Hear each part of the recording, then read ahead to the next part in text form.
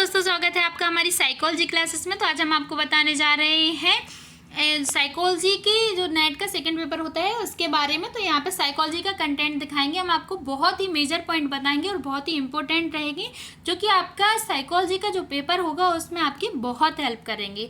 ठीक है ना। तो यहाँ पे जो हम आपको पॉइंट बताएंगे वो बहुत ध्यान से आप सुनिएगा, वीडियो को लास्ट तक जरूर देखिएगा। और यहाँ पे आपको जो यूनिट फर्स्ट है, यहाँ पे हम यूनिट फर्स्ट बता रहे हैं। यूनिट फर्स्ट में जो आपके 3 और 4 वीडियो बना चुके हैं, तो 4 वीडियो अपलोड किए हुए हैं। आप जो उन वीडियो में देखेंगे तो जो आपका लास्ट वीडियो था, जो चौथा वीडियो था, उस वीडियो में हमने आपको इस मेजर पॉइंट को बता दिया था। तुलनात्मक पशु मनोविज्ञान मनोविज्ञान की एक ऐसी शाखा है जिसमें पशुओं के विभिन्न प्रजातियों का अध्ययन इस ख्याल से किया जाता है कि उनके बीच एक तुलनात्मक अध्ययन किया जा सके। इसका उपागम दृष्टिकोण मनोविज्ञान के कुछ विशेष क्षेत्र जैसे अधिगम का सिद्धांत तथा अन्य शास्त्रों यथा दैहिक शास्त्र, आचार शास्त्र, जननिकी आदि को अपने में सम्मिलित किए होता है। ये वाला पॉइंट मैंने उस वीडियो में समझा दिया था। तो यहाँ पे क्या है, ये हम अगला पॉइंट यहाँ आपको इस वीडियो में यहाँ पे समझाएंगे। और एक बात हम आपको और क्लियर कर देते हैं कि यहाँ पे हम आपको वीडियो में समझा रहे हैं और ये इस यूनिट के ये जो यूनिट है वो कंप्लीट हो जाएगी। इस यूनिट के हम आपको ऑब्जेक्टिव क्वेश्चन कराएंगे। उन ऑब्जेक्टिव क्वेश्चन को आप बहुत ध्यान से करिएगा और बहुत ध्यान से उस वीडियो को जरूर देखिएगा। वो आपके नेट एग्जाम पेपर जो आपका साइकोलॉजी का होगा उसमें आपकी बहुत ज़्यादा हेल्प करने वाले हैं। तो आप वीडियो को बिल्कुल भी छोड़िएगा मत, पूरी वीडियो लास्ट तक जरूर देखिएगा। ठीक है ना, स्किप मत करना वीडियो।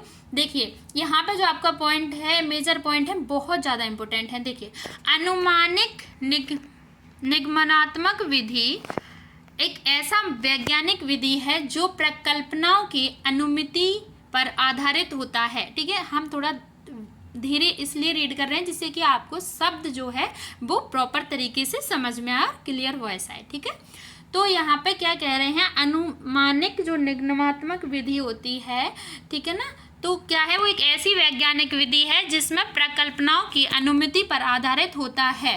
तो जो प्रकल्पनाएं होती हैं, जिन्हें हाइपोथेसिस बोलते हैं, उनकी अनुमति पर आधारित होता है। ठीक है, इसमें औपचारिक रूप से प्रक्रिया कुछ अपरिभाषित पदों, नए परिभाषित शब्दों का सेट तथा अविगृहित के सेट से प्रारंभ होता है। ठीक है ना, औपचारिक रूप से क्या है, जो औपचारिक रूप से प्रक्रिया है तो कुछ अपरिभाषित पद, ठीक है, तो क्या है, अनडिफाइनेड टर्म्स होते हैं, उनको क्या है, परिभाषित शब्दों का सेट। ठीक है ना, मतलब परिभाषित शब्दों का जो सेट है वो, तथा अविग्रहित के आधार पर विभिन्न तरह के अविग्रहित के सेट से प्रारंभ होता है। ठीक है ना, क्लियर। अब यहाँ पे इसके बाद इसमें तार्किक अनुमिति। अब यहाँ पे क्या कह रहे हैं, जो तार्किक का मतलब है लॉजिकल। ठीक है ना, इसके बाद इसमें तार्किक अनुमिति के आधार पर विभिन्न तरह के प्रमेय, थ्योरम तथा उपप्रमेय पर पहुंचने की कोशिश की जाती है। ठीक है ना, इस विधि की एक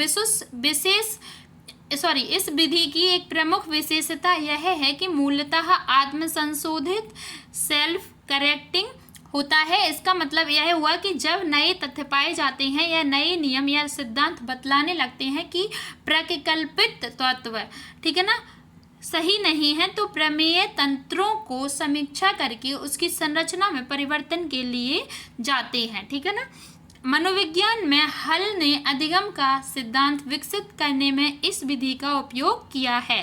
क्लासिकी मैकेनिक का न्यूटन का सिद्धांत भी इसी विधि पर आधारित है। अब यहाँ पे आपका एक ऑब्जेक्टिव क्वेश्चन बनता है, क्लासिकी मैकेनिकी का न्यूटन का सिद्धांत कौन सी विधि पर आधारित है? तो आपका आंसर होगा अनुमानिक निगमनात्मक विधि। ठीक है ना, अब यहाँ पे देखिए, इसी तरह से ये तो जो पॉइंट से हम लगा हमें आपको कि ये इंपॉर्टेंट बन रहा है यहाँ पे आपका ऑब्जेक्टिव क्वेश्चन, तो हमने आपको बता दिया, इसलिए जो भी पॉइंट है वो ध्यान से सुनिएगा। ठीक है ना, तो यहाँ पे देखिए एक बात और बताते हैं हम आपको कि यहाँ पे जो नेक्स्ट जैसे पॉइंट है आपका, यहाँ पे वो भी देख लीजिएगा। और यहाँ पे ये वाला पॉइंट देखिए, यहाँ पे वो ये भी पूछ सकते हैं कि देखिए, क्लासिक मैकेनिक का न्यूटन का अधिगम सिद्धांत विकसित करने में कौन सी विधि का उपयोग किया गया। ठीक है ना, तब भी आपका आंसर होगा अनुमानिक निगमनात्मक विधि। ठीक है ना, अब यहाँ पे देखिए आपका अगला पॉइंट है वो है न्यूरोसंज्ञान संज्ञानात्मक मनोविज्ञान का एक ऐसा क्षेत्र है जो मस्तिष्क के न्यूरोसंरचनात्मक भागों तथा विशेष संज्ञानात्मक कार्यों के बीच संबंध का अध्ययन करता है।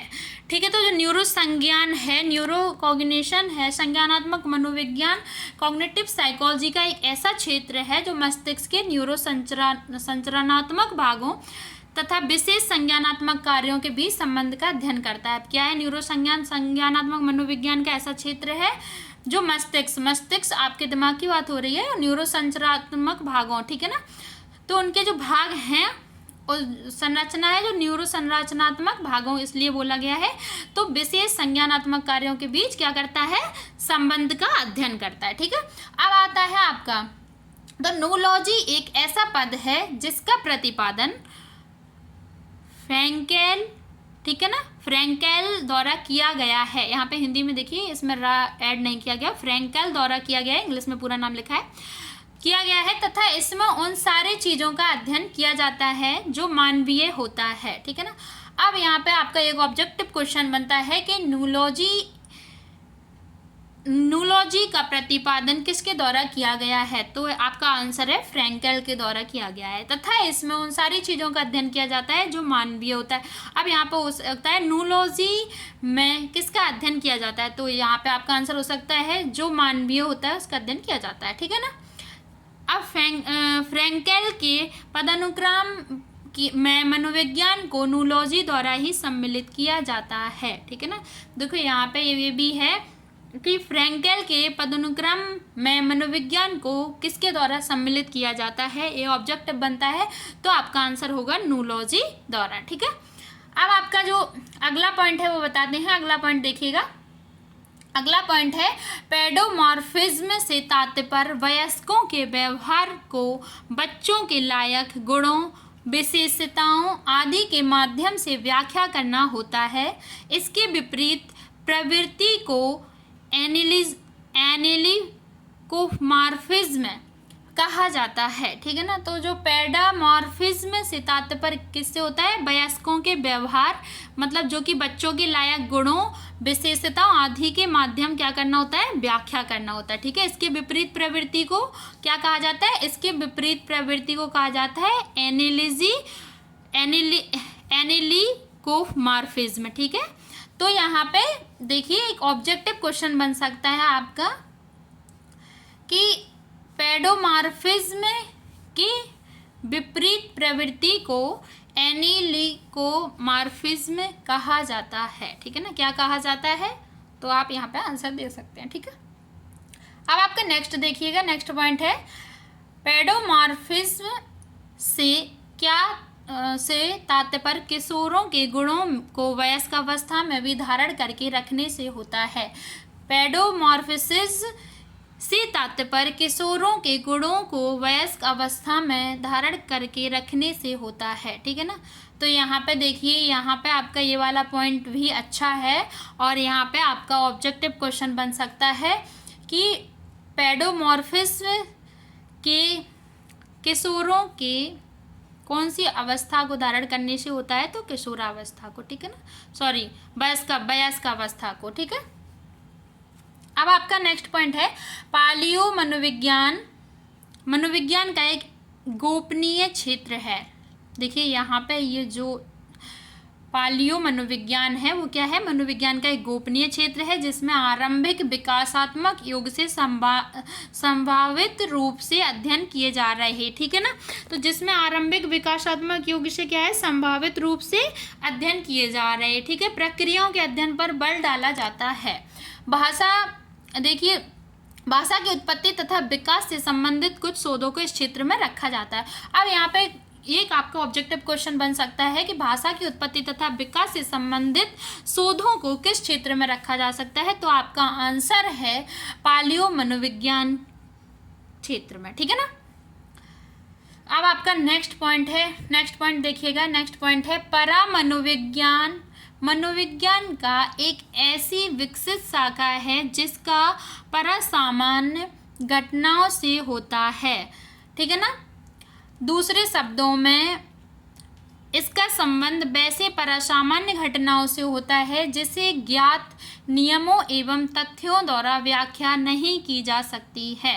ऐसी घटना के कुछ उदाहरण अतिनिद्रिय प्रत्यक्षण, ठीक है ना, जिसे एक्स्ट्रा सेंसरी परसेप्शन और ESP शॉर्ट में बोला जाता है, प्राक संज्ञान प्रीकॉग्निशन, दूरबोध टेलीपैथी, ठीक है ना। तो ऐसी अतिनिंद्रिय दृष्टि और साइकोकाइनेसिस आदि, ठीक है ना। तो यहाँ पे ये कह रहे हैं जो परा मनोविज्ञान है वो मनोविज्ञान का एक ऐसी विकसित शाखा है जिसका परासामान्य घटनाओं से होता है, ठीक है ना। जिसका संबंध कौन सी घटनाओं से होता है? परासामान्य घटनाओं से होता है। दूसरे शब्दों में क्या है? दूसरे शब्दों में देखो यहाँ पे एक ऑब्जेक्टिव क्वेश्चन बनता है कि मनोविज्ञान की कैसी शाखा है। तो एक तो यहाँ पे बन गया विकसित शाखा है, दूसरा आपका बनता है मनोविज्ञान की एक विकसित शाखा है जिसका संबंध कैसी घटनाओं से होता है? परासामान्य घटनाओं से, ठीक है। दो बन गए। अब यहाँ पे देखिए दूसरे शब्दों में इसका संबंध वैसे परासामान्य घटनाओं से होता है जिसे ज्ञात नियमों एवं तथ्यों द्वारा व्याख्या नहीं की जा सकती है। देखो ये भी इम्पोर्टेंट है। अब इसका संबंध कैसी घटनाओं से होता है? ये देखो जिसे ज्ञात नियमों, ठीक है ना, वैसे परासामान्य घटनाओं से होता है कैसे? जिसमें ज्ञात नियमों एवं तथ्यों द्वारा क्या नहीं किया जा सकता? व्याख्या नहीं की जा सकती है, ठीक है। ऐसी घटना के कुछ उदाहरण हैं। अब इसके उदाहरण सुनिएगा। उदाहरण है अतिनिंद्रिय प्रत्यक्षण, दूसरा है प्राक संज्ञान, तीसरा है दूरबोध और चौथा है आपका अतिनिंद्रिय दृष्टि और आपका पांचवा है साइकोकाइनेसिक और आदि, ठीक है ना। इतने 5 तो बताए गए, इसके बाद आदि कर दिया। अब यहाँ पे ये जो आपका जो हम पार्ट जो यूनिट फर्स्ट था और पार्ट 5 था आपका, ये समझा रहे थे। अब इसके आगे की जो वीडियो है वो हम बनाएंगे आपको पार्ट 6 में, ठीक है ना। तो यूनिट फर्स्ट का पार्ट 6 और बनेगा जिसमें कि हम आपको ऑब्जेक्टिव भी बताएंगे। ऐसे पहले तो आपको मेजर पॉइंट पूरा क्लियर करा दें। जब मेजर पॉइंट यूनिट, ये वाली यूनिट जब पूरी हो जाएगी, कंप्लीट हो जाएगी, इसके बाद फिर हम इसके आपको क्या करवाएंगे? इसके ऑब्जेक्टिव क्वेश्चन करवाएंगे, ठीक है ना। तो इसके ऑब्जेक्टिव क्वेश्चन बहुत इंपॉर्टेंट है और ये यहाँ पे जो मेजर पॉइंट्स हैं ये भी बहुत इंपॉर्टेंट है। तो साइकोलॉजी के एग्जाम पेपर की अगर आप तैयारी कर रहे हैं तो इसको बिल्कुल भी मिस ना करें, आपकी बहुत हेल्प करेगा। आप वीडियो को लास्ट तक जरूर देखिएगा, ठीक है। वीडियो पसंद आया है, आशा करते हैं आप सभी को अगर वीडियो पसंद आया है तो वीडियो को लाइक करें, चैनल को सब्सक्राइब करें, वीडियो को शेयर करना बिल्कुल ना भूलें। Thank you so much. Bell icon को प्रेस करें और उससे जिससे कि हमारा अगला वीडियो आप तक पहुंच सके। मिलते हैं नेक्स्ट वीडियो में।